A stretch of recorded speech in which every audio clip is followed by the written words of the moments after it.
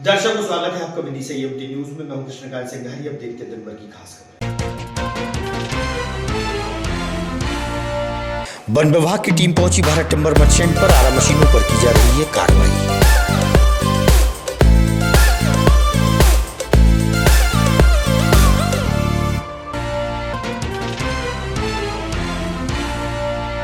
हरिपुरा निवासी सीमा पाल पहुंची जिला मुख्यालय, जहां पति पर लगाए दूसरी औरत रखने के आरोप, जबकि उसकी 2 बेटियां हैं।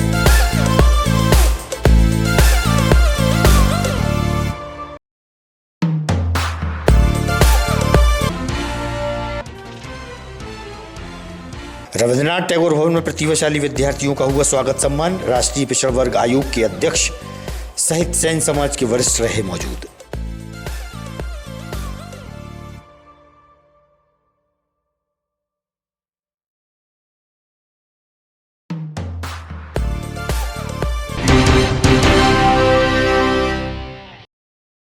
अब खबर विस्तार से। वन विभाग की टीम द्वारा टिम्बर मर्चेंट आरा मशीनों पर लगातार कार्रवाई की जा रही है। उसी क्रम में वन विभाग के अधिकारीगण भारत टिम्बर मर्चेंट पर पहुंचे। आरा मशीन संचालक व वन विभाग के अधिकारी से हुई इस विषय पर चर्चा।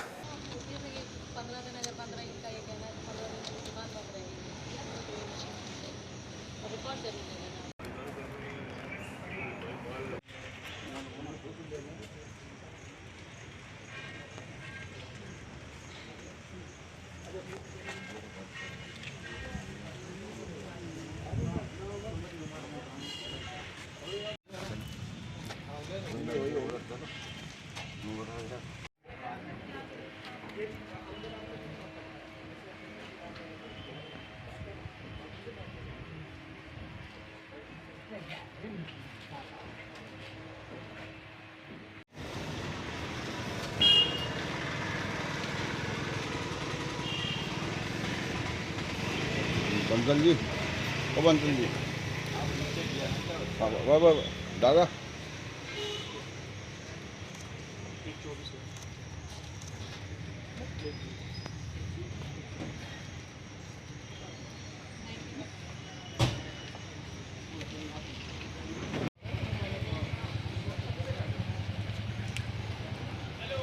बात करते हैं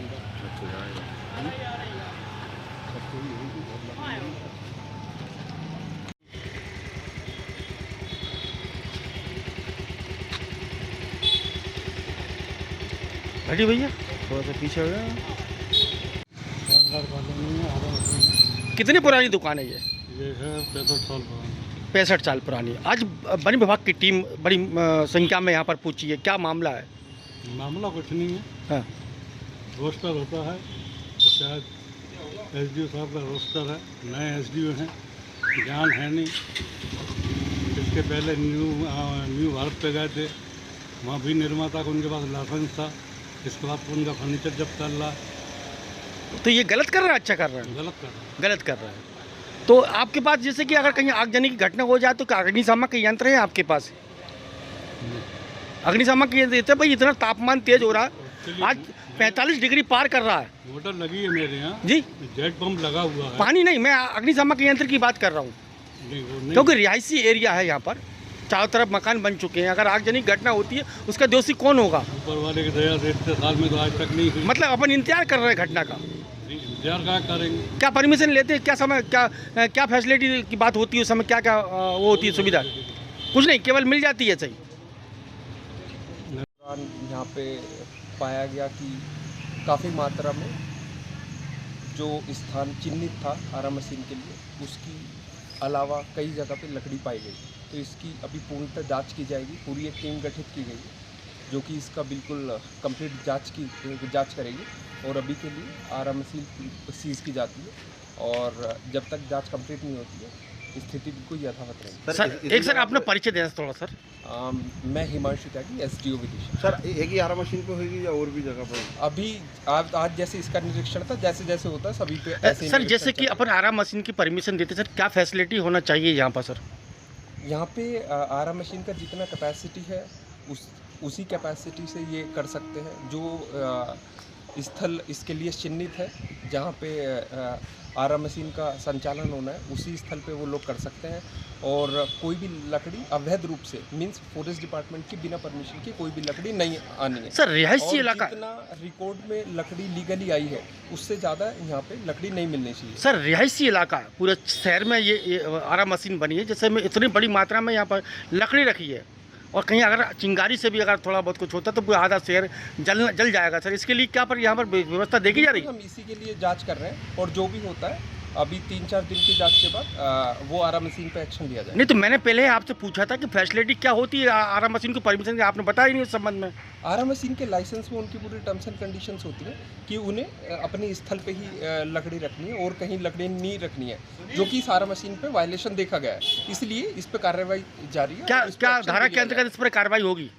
ये मध्य प्रदेश काष्ठचिरान अधिनियम के अंतर्गत इसमें अभी भी कार्रवाई 15 जून को श्री हित हरिवंश कल्याण समिति मध्य भारत के तत्वाधान में निःशुल्क हेल्थ चेकअप शिविर का आयोजन होगा।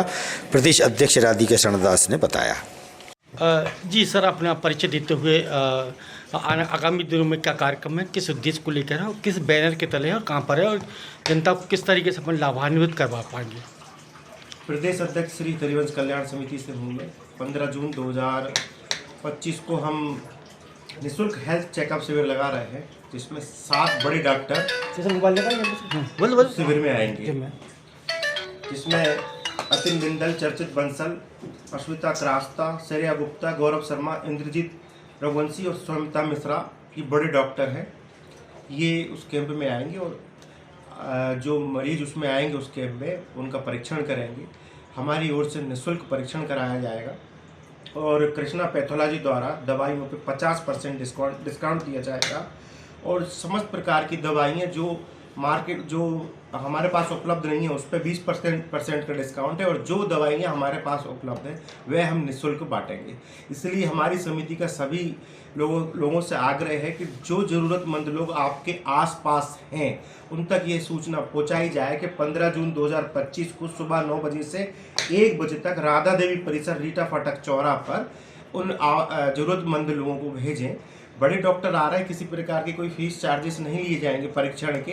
तो देखो, स्वास्थ्य अगर आपका अच्छा रहेगा, आप तंदुरुस्त रहोगे, तभी आप भगवान का भजन कर पाओगे। निरोगी होगे तभी आपका शरीर जब अच्छा चलेगा तभी आप सब कुछ कर पाओगे। इसलिए भजन करने के लिए भी आपको स्वस्थ रहना जरूरी है। सभी लोगों को राधे राधे। आप लोग सभी लोग। हरिपुरा निवासी सीमा पाल आज जिला मुख्यालय पहुंची, जहां बताया कि 13 वर्ष पूर्व उसकी शादी हुई थी। उसकी 2 बच्चियां भी हैं। पति ने दूसरी औरत को रख लिया है। उसकी मां के साथ मारपीट भी की जाती है। पीड़ित सीमा पाल ने एसपी के पास पहुंचकर न्याय मांगा। मैं तो खुद कमा रही हूँ, खा रही हूँ, मैं उससे कुछ भी नहीं बोलती सर। मेरा ही खाता है और मेरे को ही मारता है सर।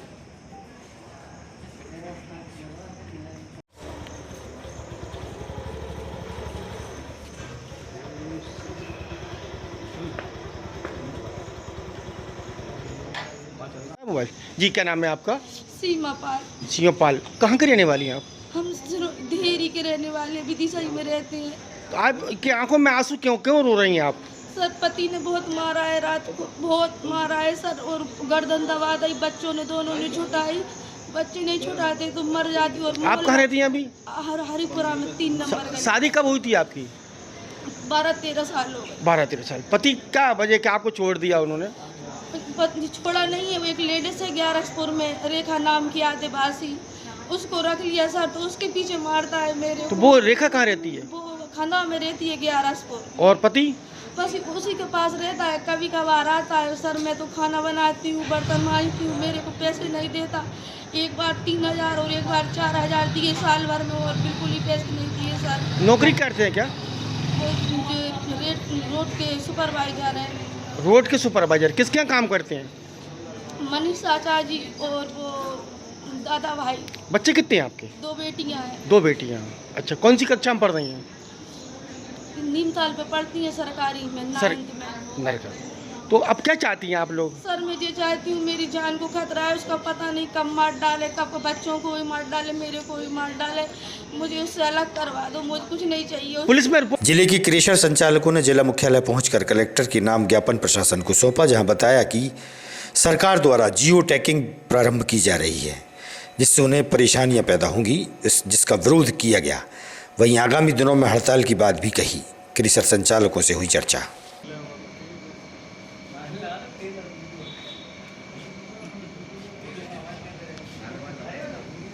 नारे लगा खनिज विभाग के विरोध में। और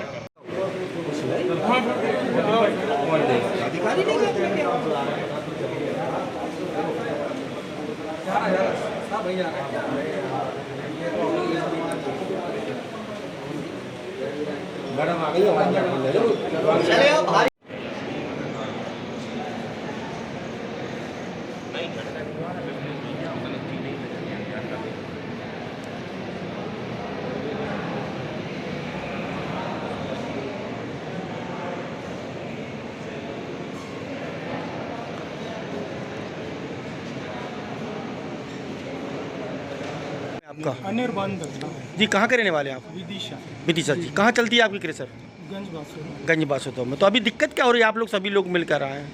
शासन की तरफ से जो इसमें geo tag mining geo tag किया जा रहा है, उसमें लॉटिट्यूड एल्टीट्यूड के हिसाब से खदानों को सीमांकन किया जा रहा है। और जब हमें इसमें पूर्व में दिया गया उसमें इस प्रकार की कोई व्यवस्था नहीं थी, मगर अब जो इसमें सीमांकन उस हिसाब से करके दे रहे हैं तो उसमें हमारी खदानें वगैरह के भी सब डायमेंशन इधर उधर हो जाए। ये आदेश कब से लागू हुआ है? ये आदेश शासन फिलहाल लगाना चाह रही है। अभी कुछ हुआ नहीं है? अभी पारित हुआ नहीं है। अच्छा जी। तो क्या नुकसान हो रहा है आप लोगों को? इसमें साहब हम लोगों की खदानें जो हैं वो दोबारा से सीमांकन होगा। जो हम लोग जहाँ 20 साल से 15 साल से जो हम लोग काम कर रहे हैं उसमें हमारी खदानों की सीमाएं बदल जाएंगी और उसमें फिर शासन हम पे जुर्माना लगाएगी। फिर हम उसमें कैसे भरपाई करेंगे? और चूँकि हम लोग छोटे छोटे खदान वाले हैं, हम लोगों को वैसे भी उस समय पे जरीफ नफ्ती से कर दिया गया सीमांकन। अब इस लेटीट्यूड एल्टीट्यूड से इससे जीपीआरएस सिस्टम से जोड़ के देंगे तो हम लोग उसको कैसे उसको करेंगे? या तो जब हम लोगों को खदानें दी गई थी उसी वक्त। चलिए, अगर आपकी सुनवाई नहीं होती तो अपन किस तरीके से और आगे के लिए मजबूर होंगे? हम लोग इसमें अनिश्चितता हड़ताल के लिए जा रहे हैं मंडे से, और इसमें बाज़ार में काफ़ी वो दिखेगा। इसमें सभी लोगों को इसमें होगा लेबर वर्क। तो क्या बनाते क्या हैं आप? हम लोग गिट्टी बनाते हैं। गिट्टी। तो लगभग आप लोगों से जैसे 45 क्रेशर है तो लगभग कितनी, जैसे आप लोग हड़ताल पर चले जाएंगे तो कितनी जनसंख्या को प्रभावित होगी? लगभग पूरे ज़िले पे ही होगी। पूरे ज़िले पर। कर्मचारी कितने हैं आप लोगों के सर? 15 8 10 दिन ऐसे लेबर वर्क और स्टाफ मिला के हो रहा है सब लोगों को। नाम है आपका? अब्दुल मतीन खान। अब्दुल जी, कहाँ के रहने वाले आप? गंज बासुर। गंज बासुर। आज सभी लोग किस उद्देश्य को लेकर विदिशा पहुँचे हैं? जी, हमारे क्रैशर स्टोन में सभी सदस्य यहाँ पर उपस्थित हैं, जो कि जिले के सभी तहसीलों से यहाँ पे आए हुए हैं। और हमारे क्रैशर को चलाने के लिए सरकार रूप से कई विसंगतियाँ जो हमें आ रही हैं शासन की तरफ से, उसके लिए हमने माननीय मुख्यमंत्री जी के नाम पे एक ज्ञापन दिया हुआ है।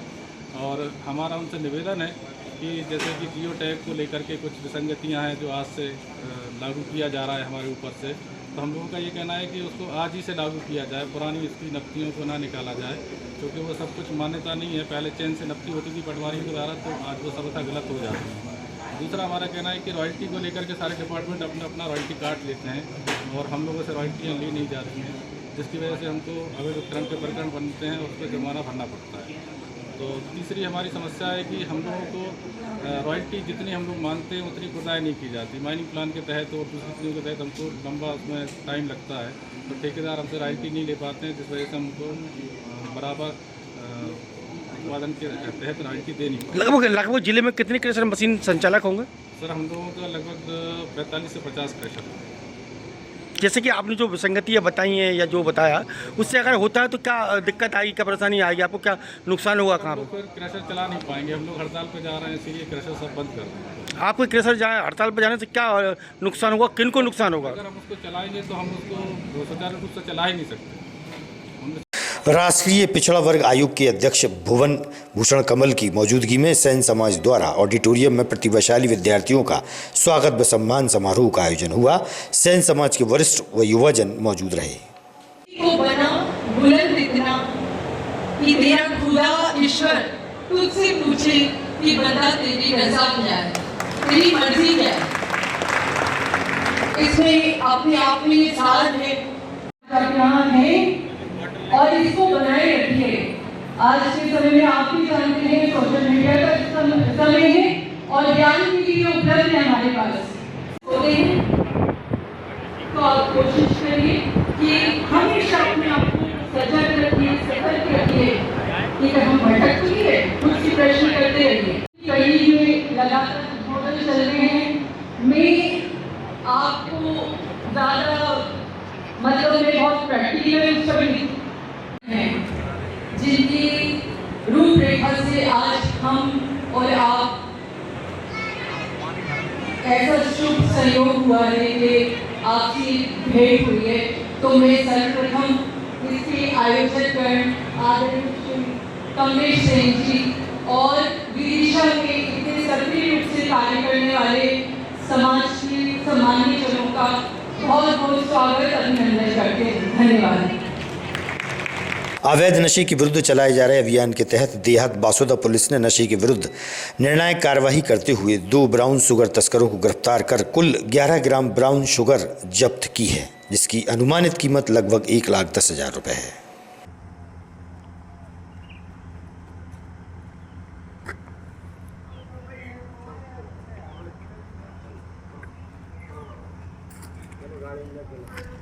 आईटीसी चौपाल सागर परिसर के कृषक सभागार में कृषक प्रशिक्षण का कार्यक्रम रखा गया।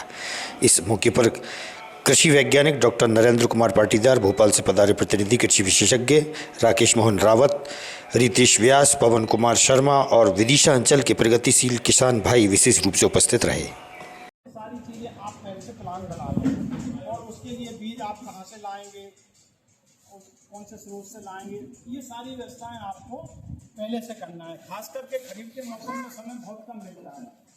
आप विदिशा ब्लॉक की बात करें या यहाँ के आसपास के यहाँ पर मुख्यतः इस समय धान उगाना भी है, तो आप लोगों ने धान की रोपा डाल दिया होगा या जो किसान भाई हमारे उगाएंगे। आगामी खबरों के लिए आप देखते रहिएगा विदिशा न्यूज़। हमें दीजिए इजाजत। नमस्कार।